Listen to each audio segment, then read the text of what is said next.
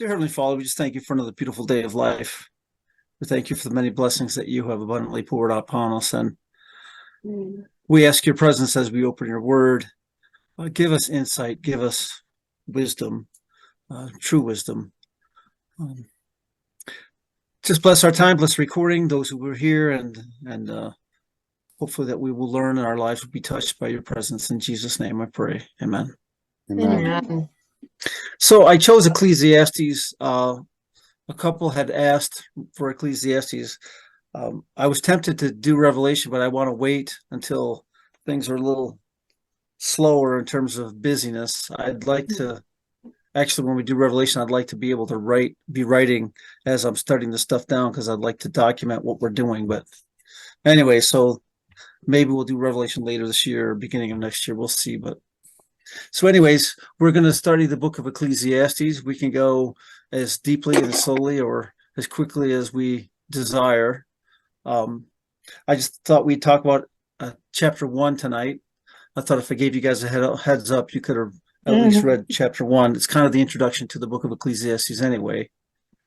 We'll spend some more time next week and the week after about the structure and the different ideas for structure and what the overall themes are, but I think we'll see them already. So why don't we just read Ecclesiastes chapter 1. I'll read 3 verses and we'll pass it on. The words of the preacher, the son of David, king in Jerusalem. Vanity of vanities, saith the preacher. Vanity of vanities, all is vanity. What profit hath a man of all his labor, which he taketh under the sun? Verse 4. One generation passes away and another generation comes, but the earth abides forever. The sun also rises and sun goes down and hastens to the place where it arose. The wind goes toward the south and turns around to the north. The wind whirls about continually and comes again on its circuit. 7. All the rivers run into the sea, yet the sea is not full. Unto the place from whence the rivers come, thither they return again. All things are full of labor. Man cannot utter it. The eye is not satisfied with seeing, nor the ear with the hearing. The thing that hath been is that which shall be, and that which is done is that which shall be done. And there is no new thing under the sun. 10. Is there anything whereof it may be said, see, this is new? It hath been already of old time, which was before us.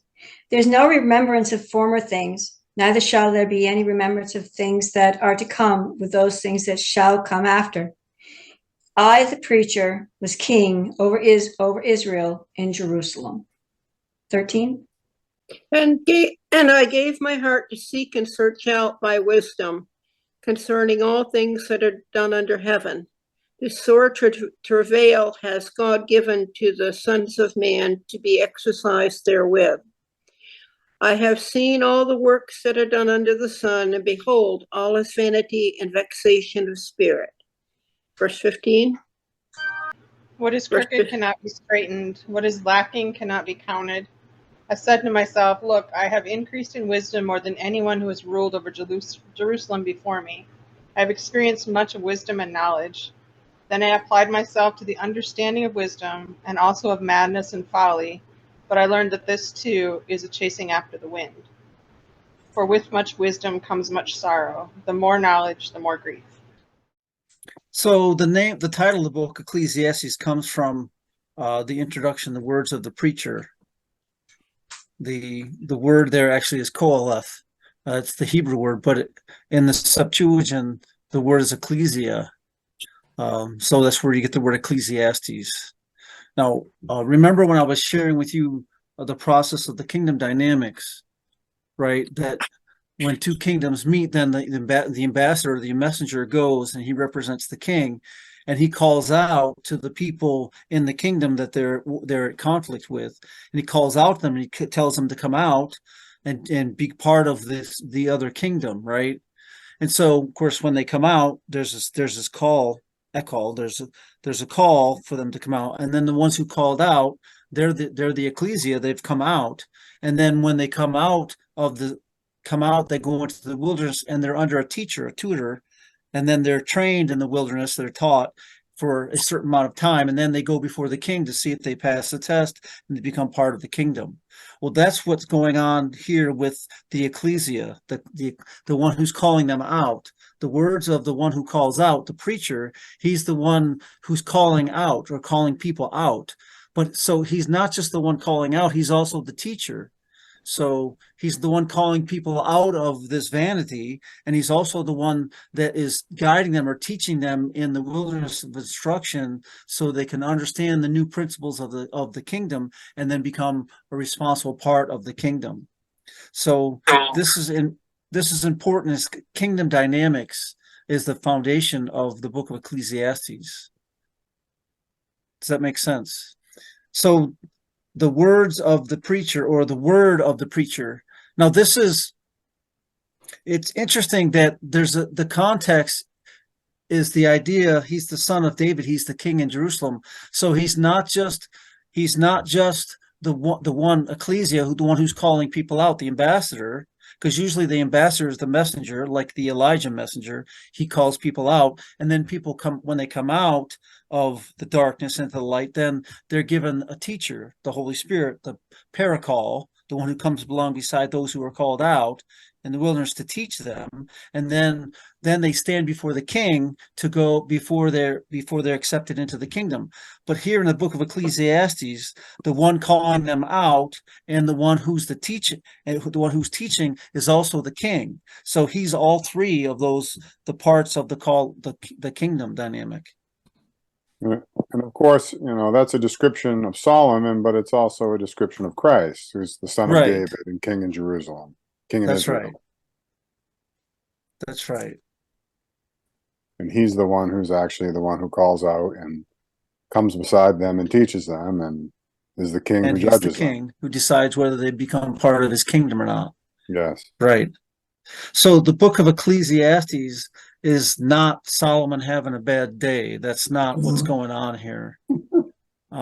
As many people like to think, there's actually a school of thought that there's this pessimism literature that was produced, and then they say, well, see, there's Ecclesiastes is the one book of the Bible that written by pessimism, by the and that's not what's going on here. This is actually full of kingdom dynamics. It's actually very interesting. Now he's going to talk about the kingdom that we're in, as he mentions, right? Vanity of vanity, says the preacher. Vanity of vanity, everything is vanity. So the word is Habel. By the way, that's the name where Abel comes from, right? Abel and Habel is vanity. So, or emptiness. The idea here is it actually goes back to the concept of creation. Remember when God brought order to this earth in Genesis 1, the earth is formless and void. In darkness, emptiness covers the water. That's what the void means, emptiness, right? So this idea is that this preacher, this ecclesia, this king, is actually causing a new creation to take place. It's what he's doing to bring us out of our vanity and bring us into the light, or to come to know God, follows the same concept of creation that God did in Genesis 1. So you see the earth and the sea and the sun and the waters. You're going to see the basic elements of creation are going to be mentioned. And by the way, that's one of the first things that are mentioned. So you get this idea of vanity is vanity, everything is vanity. In other words, in our lost condition, no matter what we do to bring order or to bring life into our fallen condition, nothing that you do is going to fix the problem. Unless you're recreated. What's that? Unless you're recreated. Unless you heed the call of the ecclesia and come out of your vanity and walk in the light of his word, and you are restored to rightness. That's right. Amen. So there's nothing else. Everything else is vanity. The only thing that we can do is to heed the word of the one who calls us, right? And throughout the the book of Ecclesiastes, we'll see there's nothing good for man except to enjoy the gift that God has given. He's going to say that multiple times throughout the book of Ecclesiastes, because the gift that God has given, he gave his word. Remember the first word of Ecclesiastes, the word. That word is the call of God. That's Christ. He sent his word, and if we and that's the only thing that's important. If we get hold of the word of God, we'll come out of our vanity and we'll have life. That's the gift that God gives. Anything else we hold on to in this world is emptiness. So he says, what profit or what preeminence? By the way, a lot of the language here is kingly language. So the word for profit, for example, it says, what preeminence hath a man of all his labor? Or what preeminence has man over all his labor? Remember, in the beginning, Adam, when he was in the image of God, he spoke the name of the animals, right? So he brought order to creation the same way the Creator created. The Creator spoke the word, and he gave, and what he said came into existence. Genesis 1. Adam, the co-creator with God, he names the animals. He speaks their name. He speaks their character. So this idea here is that what preeminence has man over all his toiling, because now he doesn't speak order into existence. Now he works his head off, and then still when he's done, what's the result? Well, vanity of vanities, right? No matter how hard you work, there's more work to do. No matter how hard you try to fix something, it's not fixed. So what profit has a man of all his labor which he takes under the sun? So one generation passes away, another generation comes, but the earth abides forever. So now we're going to get into this cyclical or cyclical reasoning, right? That things happen in cycles. Of course, again, that's part of creation, right? The first day, second day, seventh day, and then the week the week cycle continues. So there's the four basic elements of creation are here. The first element you see is the earth. And the word abideth is actually the word amad. It stands. So it has a place of preeminence, and it stands forever. That word is olam. So we're beginning to talk about eternity here already, the eternal gospel. So the earth stands forever. And then he says the sun also arises, and that's the same idea, arising, the same idea of the place of preeminence. The sun also arises, and then the sun goes down. It hastens to the place where it arose. So again, you see the cycles. The wind goes towards the south and then turns about to the north. It whirls about continually. The wind returns again according to its circuits. So you have the earth, you have the sun, you have the wind, and then the fourth element that Solomon is going to refer to is the water. Verse 7, that all rivers run into the sea, yet the sea is not full. Unto the place whence the rivers come, there they return again. So he's just described the four basic elements of creation, but he describes them in terms of a cyclical cycle that doesn't stop, right? That is permanent. In verse 3, how it notes that we're under the sun, and that the sun is operating according to this cyclical principle, and we're under that, well, then everything is under that principle. That's right. And if you remember, on the fourth day, when he creates the sun, he gave the sun dominion over the day. Yeah, to rule the day, and the moon to rule the night. night. Yes. Right. So the idea here again is that you have this idea of dominion or preeminence. Mm-hmm. A law that is established that cannot be broken. Right? And by the way, life is functioning in harmony with those laws, and not life is to violate those laws. Right? Yeah. Of course, that goes again back to the creation story. That's verse 4. Generation, that's life, either passes away or another comes. Yeah. So we're looking at the endless cycles of God's nature, our natural creation. Yeah. So when he created the earth in the first place, it was a revelation of his character, of his nature, of his essence. Mm. Yes. Right. And that's when he creates man, it was a further revelation. So all this is a revelation of God. Right. So it's very interesting. It's very important that Solomon starts with the 4 basic elements of life. And by the way, any ancient would recognize that right away, because they believed there was 4 basic elements that were the foundation of all reality.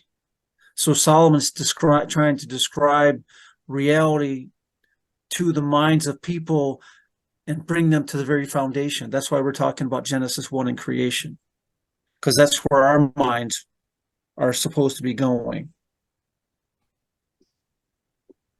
So then he says in verse 8, all things are full of labor. Man cannot speak it. Man cannot describe it. It's actually the same word that's used for the word of the preacher in verse 1, the beginning of verse 1.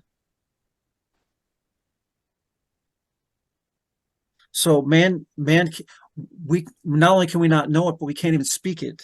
And then he says the eye is not satisfied with seeing, and our ear is not filled with hearing. So he begins to describe our senses, which is very important, because that becomes the basis for us to determine reality, is our senses, right? Mm-hmm. What we see and what we hear, the information that we gather, gives us our perspective of reality. But he's saying that all things are full of labor. And by the way, that's a different word than the labor that he used in verse 3 twice.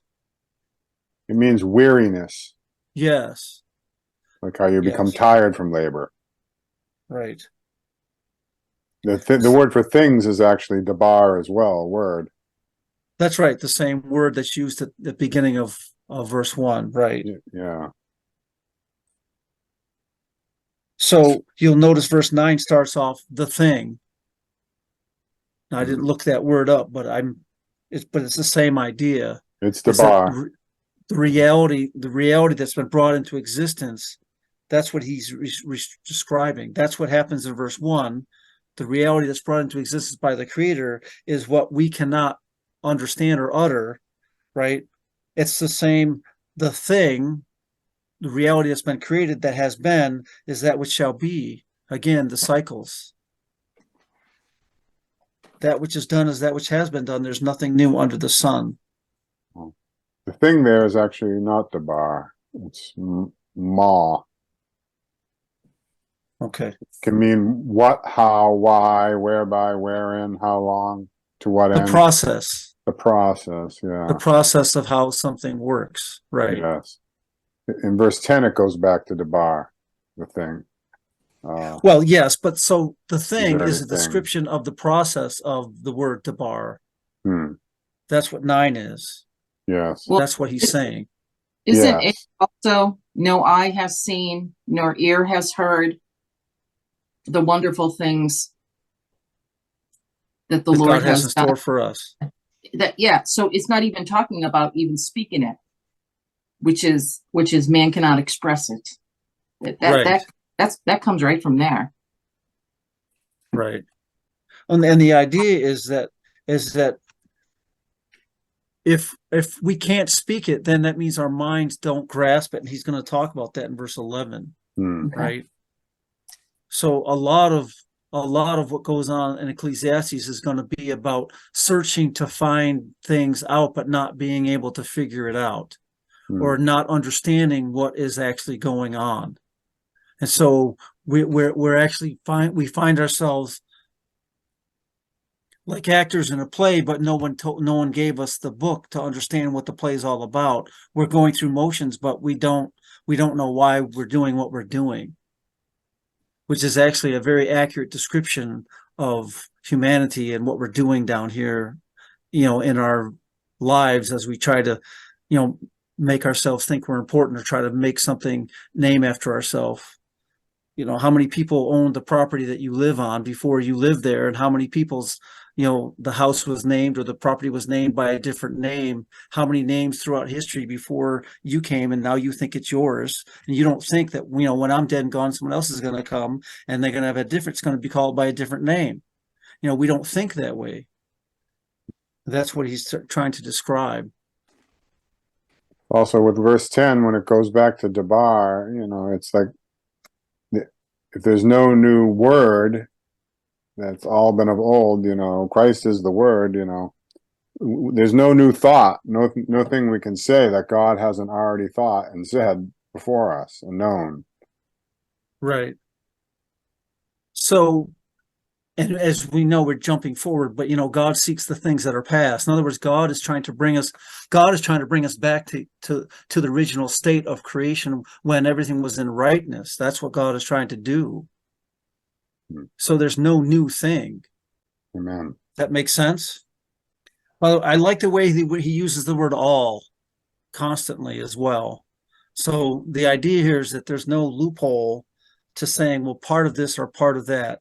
He just says all is vanity, all of man's labor, everything that's done under the sun, right? He keeps using this word the idea of all. So the statements that he's making are all encompassing, not just in terms of time forever, but also including all of us and everything that we're doing. So it's going to be important. Some of the things he's going to say are really hard to understand, again, because we don't know what we're doing. But for that reason, sometimes the translators translate, some of the translations are terrible, but anyway, we'll just deal with them as it happens. So he says, the thing that hath been is that which shall be, and that which is done is that which shall be done. There is nothing new under the sun. So you see, he's actually describing an eternal principle. We're already talking about the eternal gospel, right?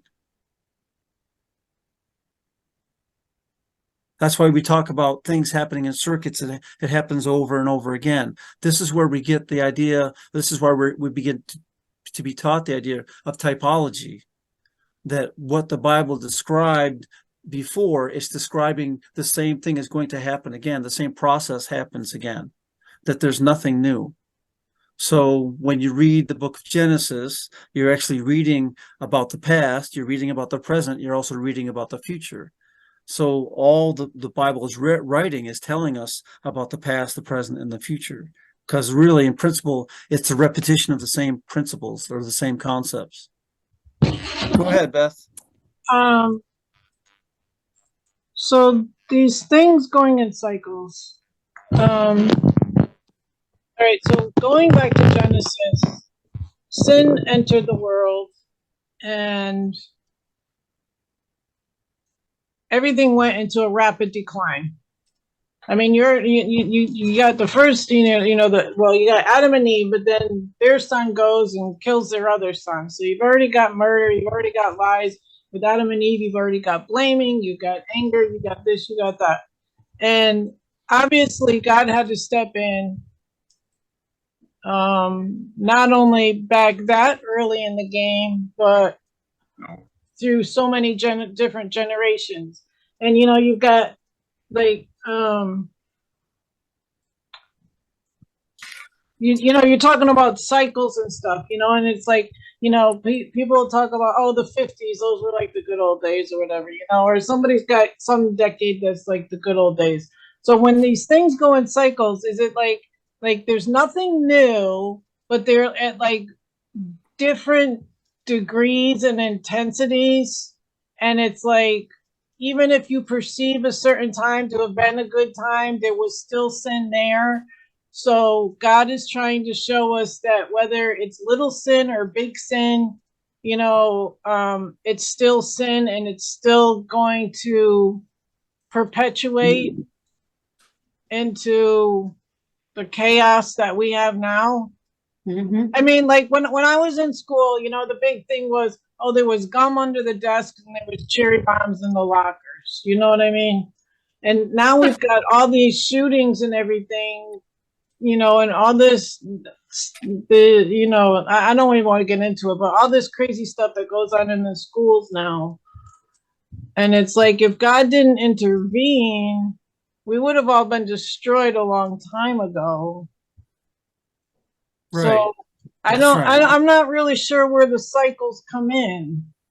Well, the cycles deal with the process of decline until it actually comes to the point. For example, if we're talking about Genesis, you're going to see sin comes in, as you mentioned, and then you're going to see the process of sin maturing until it comes to the time of the flood. And then the time of the flood is maturing of the process. And then the process begins again.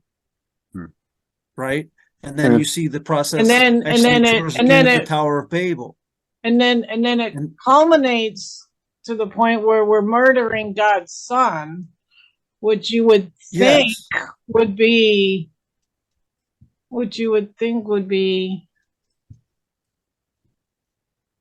like as far as God would want to go, to show the manifestations of sin. But we know that there's other things going on at the same time. But I mean, we just have to keep going back and forth between less severe and more severe. Well, the thing is that God knows, and of course Satan knows as well, is that the generations that come now don't remember or know of anything that's happening before them. So, for example, when you were growing up, you talked about cherry bombs and gum under the desk. To you, that was the normalcy. Well, the kids that are growing up now, this is the world that you're seeing now. To them, that's normalcy. And every generation thinks that their generation is normalcy. Yeah. But that's not the way it happens. And when you look over time, you begin to see the degrading of society until society gets to the point that it literally actually falls apart. And then there's this grace period that enters in, a shift, or we call it a paradigm shift, and there's a new normalcy is established, and then that normalcy functions for a period of time, and then it begins to decline or decay or fall apart. What you're seeing in our world now is you're seeing that the transitions and the paradigm shifts no longer take 40 years. They no longer take a whole generation. Now it happens in shorter and shorter time periods. So that now it used to be, for example, back before technology, most of the time the world didn't change that quickly. So, like, for example, in the 1800s, the way life was in the 1800s is pretty much the way the life was for the next generation.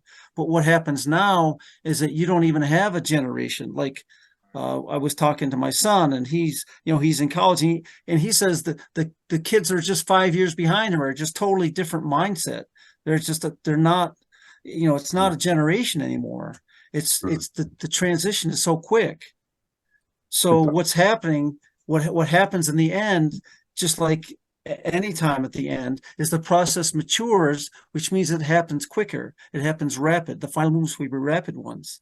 So the process of maturing takes a shorter time, and it happens more quickly. It's also a couple things. I mean, one, the reason why Christ and what happened with him isn't the complete end is because that's really in the midpoint of the cycle that reverses the cycle and brings it back to where it had started. Without Christ, there would be no reversal of the decline. It's his sacrifice that makes the death turn back into life. And so that's why it's in the middle, not in the end. And then also this cycle of repeating patterns is happening at different levels at all the time. So it can happen, how it's happening in your life individually, the same cycles are happening to you, but when that's happening to you and how that's happening to you is different from how it might be happening in your family or in your neighborhood or your tribe or in your nation or in the world.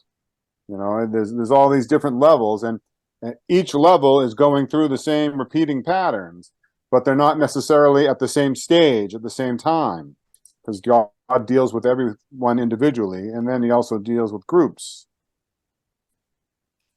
And once you understand the principles of the process, then you can easily see or determine where you or different groups are in the stage of the process. And by the way, it doesn't matter what stage or step you're in, right? The point is, all of us are in the process of growth, or you could say decline, whichever way you want to use it.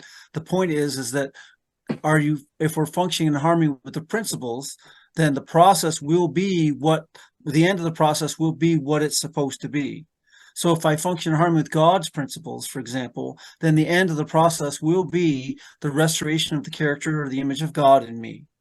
If I'm not functioning in harmony with the principles of the gospel or the principles of God, then the end result will be that I will be formed into an image of a beast. I will function more and more like an animal. That's what's going to happen. Those are the two options. It doesn't matter which stage of the process I'm in, based on the principles that I'm choosing to function by will determine the end result of what I'm going to be.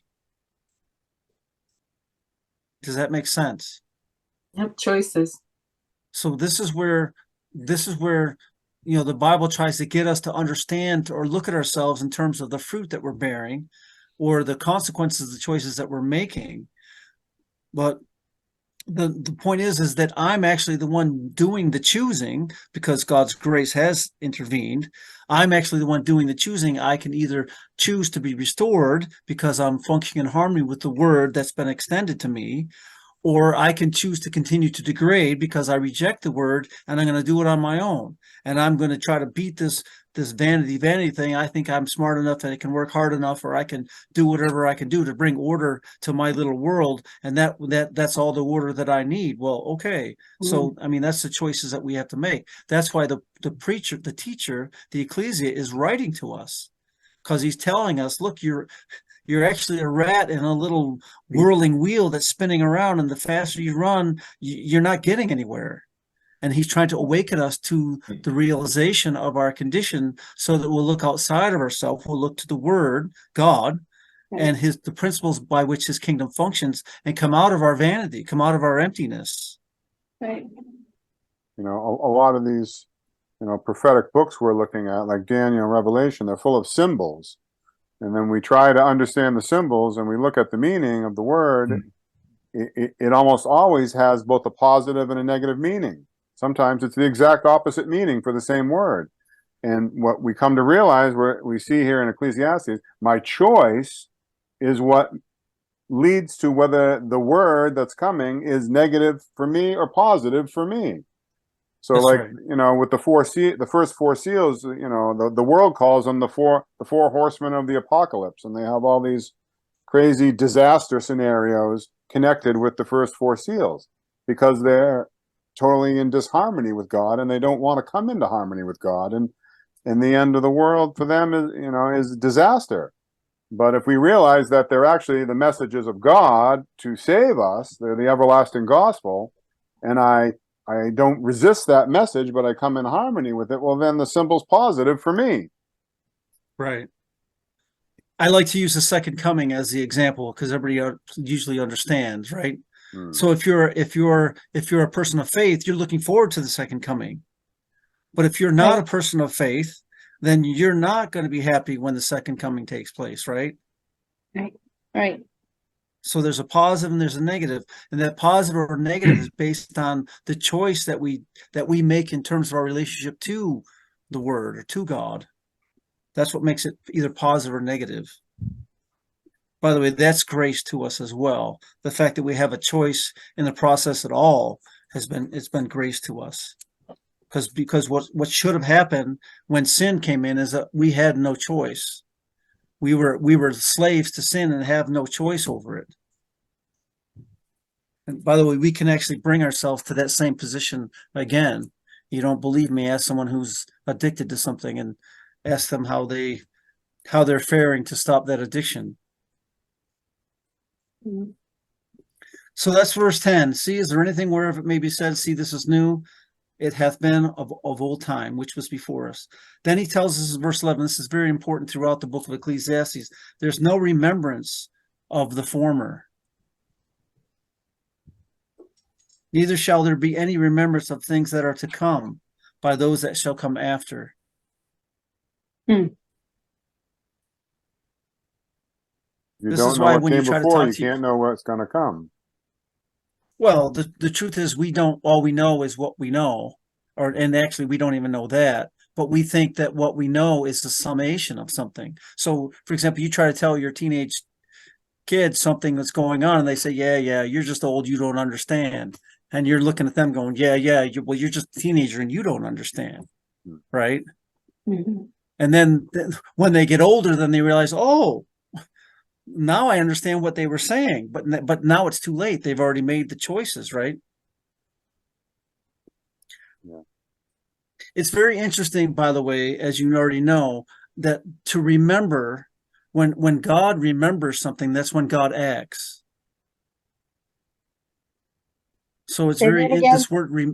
this word remembrance is a very loaded word. Because if I remembered something, I would do something about it. Just like remember the Sabbath day to keep it holy, right? So when God remembers, then God acts. He takes action. That's the book of Zechariah. So he says, there's no remembrance of the former, neither shall be the remembrance of that which is to come by those that come after.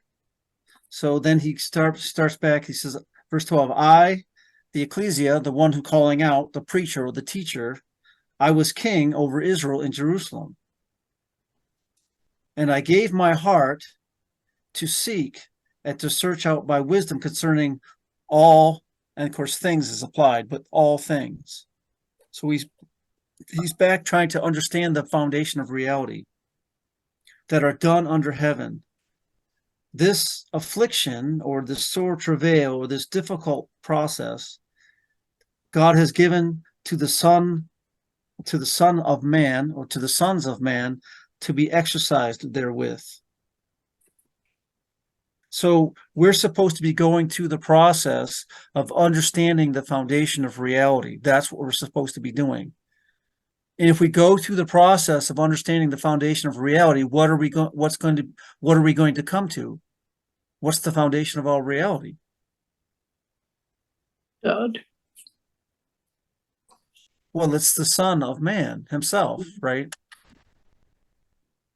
Yes, we say God, but actually it's the Son of Man.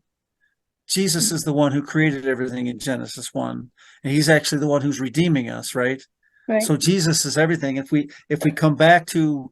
actually reason to the foundation of all reality, we'll come back to a knowledge of Jesus Christ, right? That's why you and I are Christians, because we believe that Jesus is the Christ. He's the foundation of all reality. And by the way, again, you see the play on the word the Son of Man or the sons of man in connection to Solomon's name. It's actually, as you notice, we already mentioned that Solomon is the son of David, but the true son of David, the true Son of Man is Jesus. So interesting. He says, I gave my heart to seek and search out by wisdom concerning all things that are done under heaven. And he's telling us ahead of time, is it going to feel good? Mm-mm. No. No.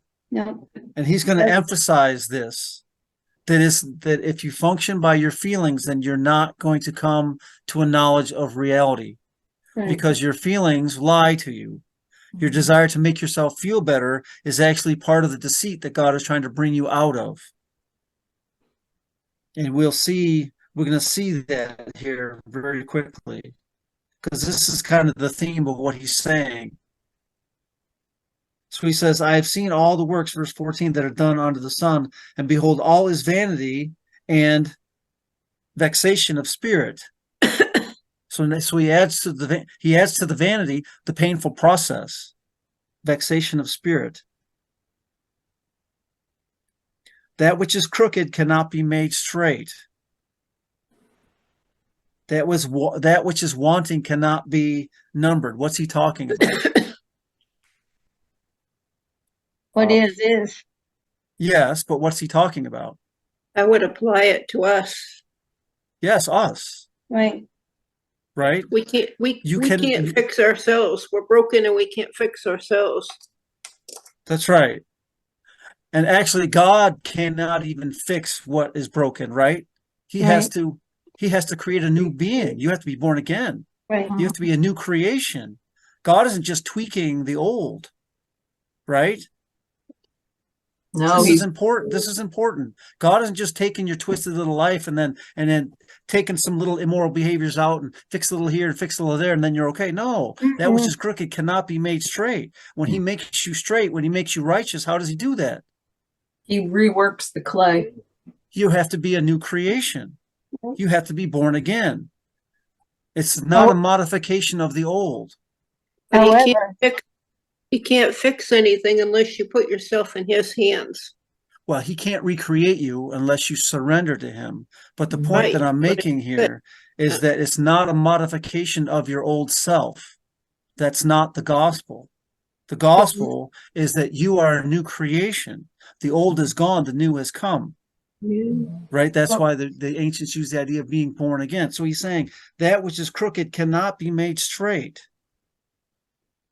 And that which is wanting or that which is lacking cannot be numbered. He can't change that which was crooked or which was wanting. He doesn't change that, but he gives us a new life. The Yes. past is the past. And now we've been given another chance to live his way. But nothing That's that's right. been done in the past can be straightened out or made different. Yes. And by the Okay. way, that's what our labor under the sun, the labor that we're doing under the sun is supposed to be exposing our faculties and our equipment to show us how crooked we are, to show us how broken we are. Right. And then when I see how broken I am, then I realize that I need to be a new creation, and that drives me back to my Creator, to the Son of God. That's the metamorphosis of the caterpillar to the butterfly. Right. The caterpillar, which just consumes and consumes and consumes and destroys things, and then it doesn't transform the caterpillar doesn't transform into a butterfly. The intermediate stage, the chrysalis, the caterpillar completely dissolves and disintegrates to nothing. Right. Right. Absolutely nothing left of the caterpillar at all. And then there's an entirely new creation, the metamorphosis, Exactly. that brings out the butterfly, That's a good children's story. which is beautiful and it can fly and it actually is helps And it's a process. fertilize the plant. All Right. nice things. That's right. And And it's it is a process. That's right.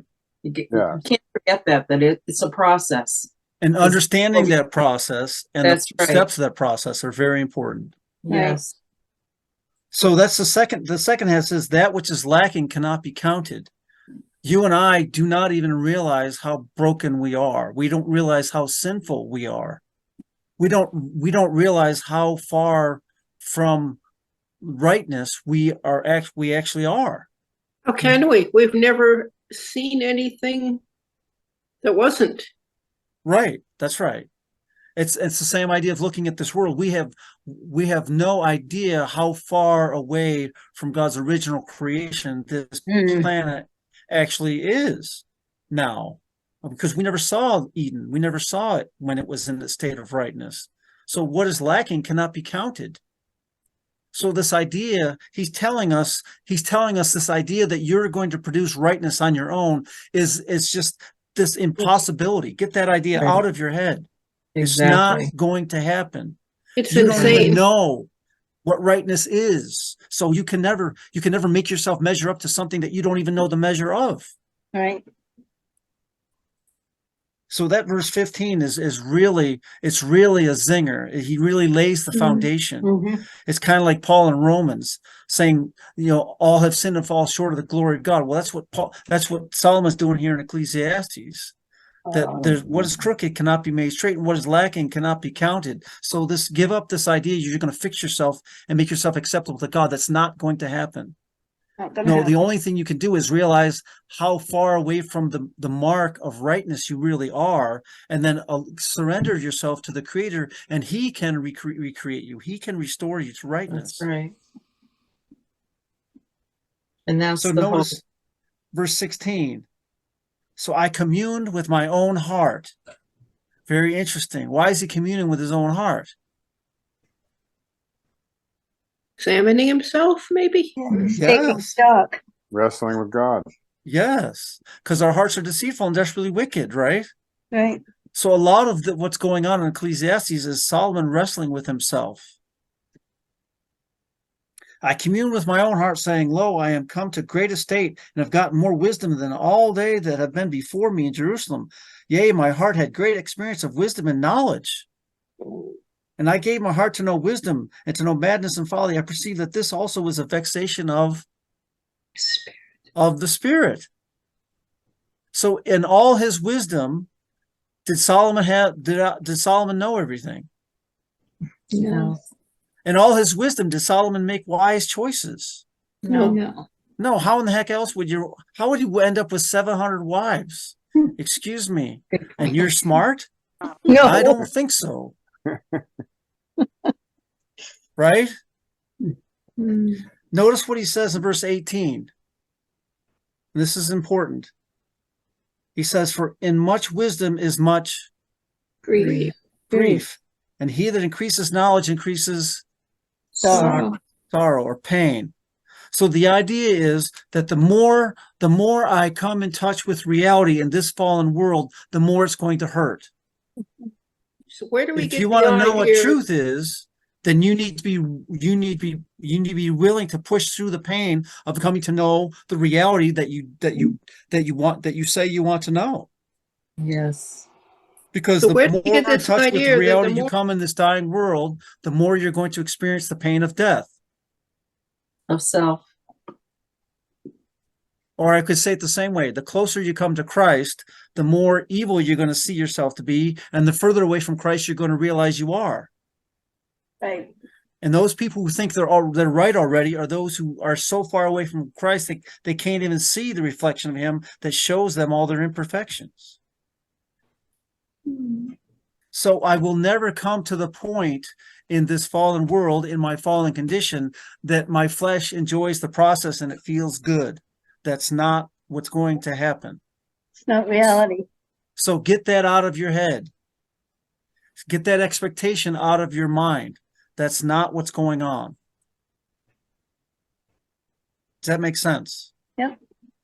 This is so critical because he's putting knowledge and wisdom is set in juxtaposition or in adversary to our feelings. If you want to run around and make yourself feel good, then you're going to actually be numbing your mind and taking your mind away from or out of touch with reality. That's what being drunk is, right? Mm-hmm. So if you want to feel good, that's your motivation, then okay, but you're not going to know reality, you're not going to know wisdom. And he's going to talk about this. But in this we will know him who loves us. Right. And that's what we can't miss. That's right. Is that in it we know how much he loves us. That's right. We're going to come back so in it we'll come to know the word, right? Right. Him who made us and loved us and is able to recreate us or remake us. Exactly. That's right. And the painful process that we go through is the gift that God has given us to restore us to rightness. Yes. Yes. So we learn to rejoice in all things. Yes, even the pain. Yes. Mm-hmm. What, like Jesus said, for the joy that was set before him, he endured the cross, despising the shame, right? Yeah. That Jesus, because of his great love for us, the joy that he had was him dying on the cross. But that was excruciatingly painful. How can that be joy? Well, the joy isn't how it feels. The joy is the result of the choices that he's making. Yeah. So what's neat about Ecclesiastes is that we have the life of Christ, the true Son of Man, to Amen. see as the example to use that Solomon is actually trying to refer us to. So he's calling us out of our vanity. He's calling us out of our brokenness. He's calling us out of our ignorance of what righteousness really is, to see our great need for God, for the Creator to restore us, to restore us into his image and his likeness, to restore us in rightness, true righteousness. Amen. And anything else besides the word of God that's going to restore you is vanity.